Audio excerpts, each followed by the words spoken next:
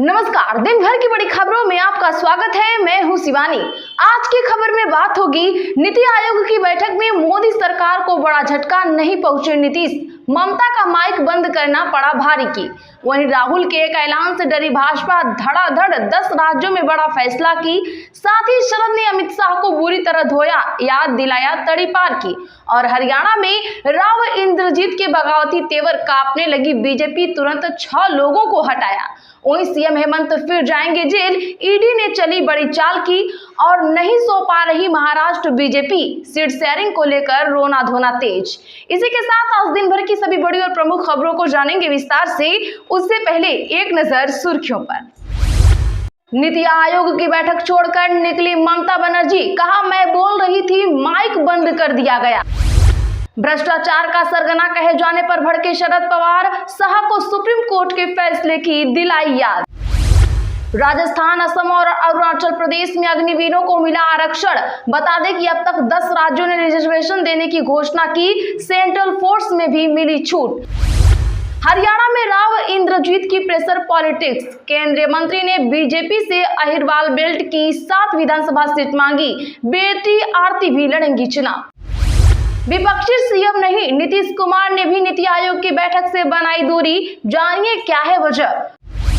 पुड़िया रुपौली हार के बाद बीमा भारती का सरेंडर, नीतीश से मुलाकात पर जेडीयू में वापसी की चर्चा हुई तेज। शिवसेना नेता राउत का बयान, कहा महाराष्ट्र में शिवाजी फैन क्लब और गुजरात में चलता है Aurangzeb fan club. CM Hemant की जमानत, सुप्रीम कोर्ट में होगी सुनवाई, 29 जुलाई को होगी सुनवाई। ईडी ने बेल रद्द करने का किया है आग्रह। हम 1000 बार बिल का समर्थन करेंगे, ओबीसी आरक्षण पर पीएम मोदी से जानिए क्या बोले संजय सिंह। आप सुनाते बहुत हैं प्रधानमंत्री जी, सुनते बिल्कुल भी नहीं, मनोज झा ने पीएम मोदी को जानिए क्या दी नसीहत। हरियाणा बीजेपी ने भीतरघात की शिकायत पर 6 जिलाध्यक्ष हटाए, 5 लोकसभा सीटें गंवाई। विधानसभा चुनाव से पहले नई नियुक्तियां कर जातीय समीकरण साधा। अखिलेश यादव ने कहा सत्ता में आते ही 24 घंटे में रद्द होगी अग्निवीर योजना। महायुति में एक अनाथ 100 बीमार की नौबत, सीट शेयरिंग बना रहा सिरदर्द, बीजेपी को लगेगा तगड़ा झटका। पंजाब गवर्नर बोले सीएम को मैं पसंद नहीं, इसलिए इस्तीफा दिया। मान को मेरा चांसलर बनना अच्छा नहीं लगा, मुझे किसी से वोट नहीं चाहिए। ममता बनर्जी ने किया माइक बंद करने का दावा। अब निर्मला सीतारमण बोली ये झूठ है, सबने उनकी बातें सुनी।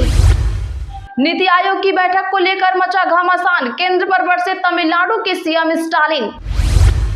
रेवाड़ी में भूपेंद्र हुड्डा बोले ये सरकार ठेकेदार, ठेके लेकर युवाओं को इस्राइल में झोंक रही, कांग्रेस सरकार बनी तो क्रीमी लेयर आए 10 लाख होगी।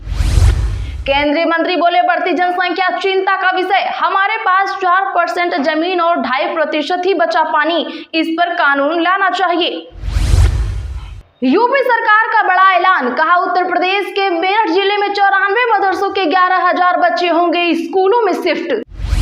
शिक्षा के क्षेत्र में नई पहल शुरू करेगा केरल राज्य, महीने में 4 दिन बैक फ्री डेज पर फैसला लेने जा रही विजयन सरकार। यूक्रेन दौरे पर जा सकती है पीएम मोदी, दावा पुतिन से मिलने के 45 दिन बाद 23 अगस्त को हो सकती है जेलेंस्की से मुलाकात। चलिए अब जानते हैं बड़ी और प्रमुख खबरों को विस्तार से। उससे पहले लाइक करें, साथ ही खबर को आखिर तक जरूर देख लें। नीति आयोग की बैठक छोड़कर निकली ममता बनर्जी, कहा मैं बोल रही थी, माइक बंद कर दिया गया। जी हां, बता दें कि आज दिल्ली में प्रधानमंत्री नरेंद्र मोदी की अध्यक्षता में नीति आयोग की गवर्निंग काउंसिल की 9वीं बैठक हुई।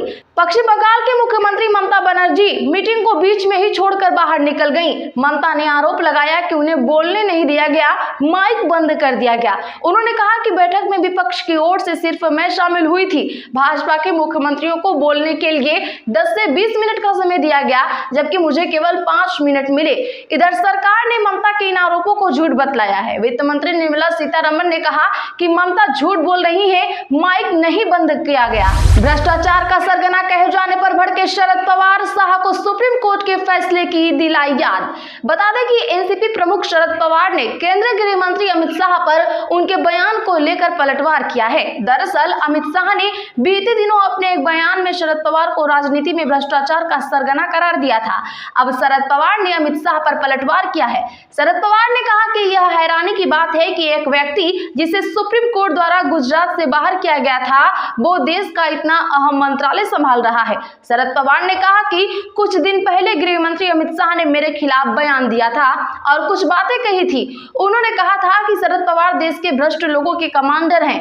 हैरानी की बात है कि एक ऐसा व्यक्ति देश का गृह मंत्री है जिसे कानून के गलत इस्तेमाल के चलते सुप्रीम कोर्ट ने गुजरात से बाहर कर दिया था।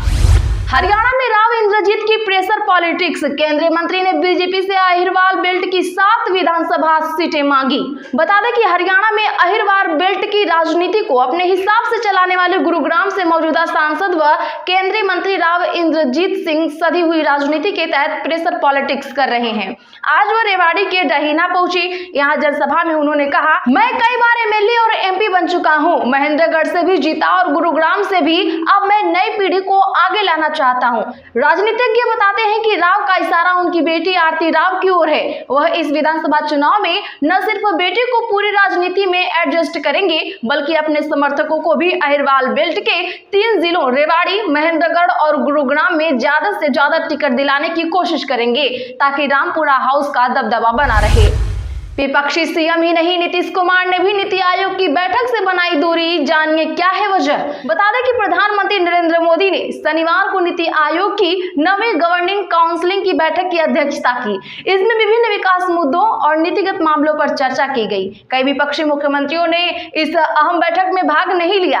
हालांकि केंद्र की सत्ताधारी एनडीए सरकार के सहयोगी व बिहार के मुख्यमंत्री नीतीश कुमार ने भी शनिवार को नई दिल्ली में नीति आयोग की बैठक में हिस्सा नहीं लिया। अधिकारियों ने यह जानकारी दी। अधिकारियों ने बताया कि बैठक में राज्य का प्रतिनिधित्व दोनों उप मुख्यमंत्री सम्राट चौधरी और विजय कुमार सिन्हा ने किया। इस महत्वपूर्ण बैठक में नीतीश के अनुपस्थित रहने का कारण अभी पता नहीं चल सका है।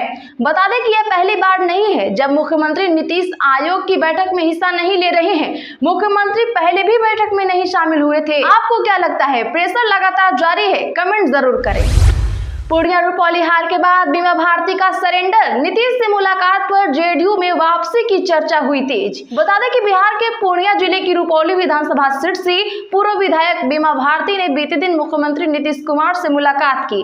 इसके बाद उनके जनता दल यूनाइटेड में वापसी की चर्चा तेज हो गई है। लोकसभा चुनाव से पहले बीमा भारती ने पाला बदलकर लालू एवं तेजस्वी यादव की पार्टी राष्ट्रीय जनता दल का दामन थामा था। इसके बाद उन्होंने आरजेडी के टिकट पर पूर्णिया लोकसभा से चुनाव लड़ा, लेकिन निर्दलीय पप्पू यादव के हाथों बुरी तरह से हार गई। इसके बाद रुपौली विधानसभा सीट पर हुए उपचुनाव में भी बतौर आरजेडी प्रत्याशी बीमा भारती को निर्दलीय शंकर सिंह के हाथों करारी हार का सामना करना पड़ा। सीएम हेमंत की जमानत को लेकर सुप्रीम कोर्ट में 29 जुलाई को होगी सुनवाई। ईडी ने बेल रद्द करने का किया है आग्रह। जी हां, बता दें कि झारखंड के सीएम हेमंत सोरेन के नियमित जमानत को सुप्रीम कोर्ट में ईडी ने चुनौती दी है। इस चुनौती याचिका पर सुप्रीम कोर्ट में 29 जुलाई को सुनवाई होगी। इस याचिका को जस्टिस BR गवई और जस्टिस KV विश्वनाथन की खंडपीठ में सुनवाई के लिए सूचीबद्ध किया गया है। ईडी ने अपनी याचिका में झारखंड हाई कोर्ट के आदेश को चुनौती देते हुए सीएम हेमंत सोरेन की जमानत रद्द किए जाने की मांग की है। हम 1000 बार बिल का समर्थन करेंगे। ओबीसी आरक्षण पर पीएम मोदी से बोले संजय सिंह। बता दें कि आम आदमी पार्टी के राज्यसभा सांसद संजय सिंह ने ओबीसी आरक्षण बिल का जिक्र कर एक बार फिर भाजपा को दलित, गरीब, मुसलमान और आदिवासी विरोधी बताकर हमला बोला है। उन्होंने कहा कि जनसंख्या के आधार पर ओबीसी के लिए आरक्षण होना चाहिए। संजय सिंह ने आज एक प्रेस कॉन्फ्रेंस कर कहा, बीजेपी दलितों, पिछड़ों, आदिवासियों, अल्पसंख्यकों, मुस्लिमों, ईसाइयों, सिखों के विरोधी हैं। अगर ये ओबीसी आरक्षण बिल आया है और बीजेपी की मंशा साफ है तो उन्हें यह बिल पास करना चाहिए। यह बिल देश के पिछड़े वर्ग के लोगों के हित में है और हम इस बिल का एक बार नहीं बल्कि 1000 बार समर्थन करेंगे। आप सुनाते बहुत है प्रधानमंत्री जी, सुनते बिल्कुल भी नहीं। मनोज झा ने पीएम मोदी को जानिए क्या दी नसीहत।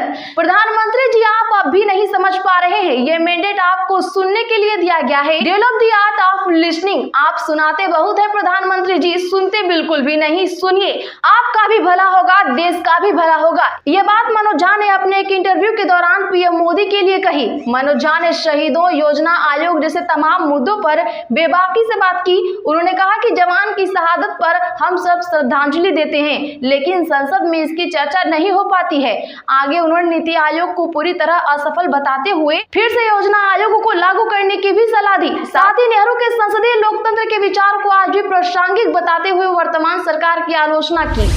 हरियाणा बीजेपी ने भीतरघात की शिकायत पर 6 जिला अध्यक्ष हटाए, 5 लोकसभा सीटें गंवाई। विधानसभा चुनाव से पहले नई नियुक्तियां कर जातीय समीकरण साधा। जी हां, बता दें कि हरियाणा में विधानसभा चुनाव से ठीक पहले भाजपा ने 6 जिला अध्यक्षों को हटाकर उनके स्थान पर नई नियुक्तियां कर दी है। हटाए गए जिला अध्यक्षों में अधिकांश के खिलाफ पार्टी के सांसदों और उम्मीदवारों की ओर से शिकायत की गई थी। सांसदों और उम्मीदवारों ने चुनाव के बाद इन जिला अध्यक्षों की रिपोर्ट मुख्यमंत्री नायब सैनी और पूर्व मुख्यमंत्री मनोहर लाल खट्टर को सौंपी थी। इन जिला अध्यक्षों पर भीतरघात करने, पार्टी फंड को खुर्द-बुर्द करने और काम न करने जैसे आरोप लगे थे। महायुति में एक अनाज 100 बीमार की नौबत। सीट शेयरिंग पर बन रहा सिर दर्द, बीजेपी को लगेगा तगड़ा झटका। जी हां, महाराष्ट्र में महायुति गठबंधन के लिए एक अनाज 100 बीमार जैसे हालात बन गए हैं। आलम यह है कि यहां पर सीट शेयरिंग सिर दर्द बनती जा रही है। एक तरफ भाजपा के सहयोगी दल हिस्सेदारी की उम्मीद में दिल्ली का चक्कर काट रहे हैं, वहीं भाजपा नेता यह कहकर साथियों को हताश करने में जुटे हैं कि उनकी पार्टी सभी 288 सीटों पर चुनाव लड़े तो बेहतर होगा। गौरतलब है कि हालिया लोकसभा चुनाव में महायुति गठबंधन का प्रदर्शन अच्छा नहीं रहा था। महाराष्ट्र की कुल 48 लोकसभा सीटों में से उसके हिस्से में मात्र 17 सीटें ही आई। वहीं विपक्षी महाविकास अघाड़ी ने 30 सीटों पर जीत हासिल की है।